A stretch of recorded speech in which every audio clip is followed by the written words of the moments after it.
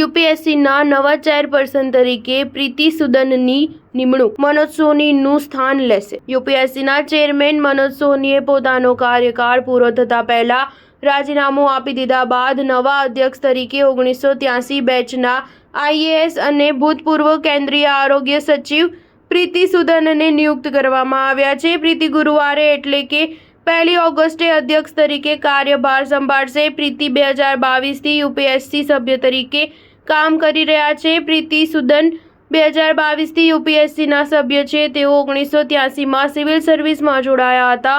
તેઓ આંધ્રપ્રદેશ કેડરના નિવૃત્ત આઈએએસ અધિકારી છે। કેન્દ્રીય આરોગ્ય સચિવ તરીકેનો તેમનો કાર્યકાળ જુલાઈ 2020માં સમાપ્ત થયો હતો। આ પછી પ્રીતિ યુપીએસસીના સભ્ય બન્યા હતા। પ્રીતિએ મહિલા અને બાળ વિકાસ અને સંરક્ષણ મંત્રાલયમાં પણ કામ કર્યું છે। આ સાથે તેમની કેડરે આંધ્રપ્રદેશમાં finance, planning, disaster management, tourism અને એગ્રીકલ્ચર માટે કામ કર્યું છે। આ ઉપરાંત તેમણે વર્લ્ડ બેંક માટે સલાહકારની ભૂમિકા પણ ભજવી છે। માહિતી અનુસાર પ્રીતિ સુદનને દેશમાં 2 મુખ્ય કાર્યક્રમ બેટી બચાવો બેટી પઢાઓ અને આયુષ્માન ભારત શરૂ કરવા ઉપરાંત national medical commission, allied health professional commission અને ઈ-સિગારેટ પર પ્રતિબંધ સંબંધિત કાયદો બનાવવામાં ફાળો આપ્યો હતો। સ્ટાર ન્યૂઝ 7 હંમેશા સચ્ચાઈની સાથે।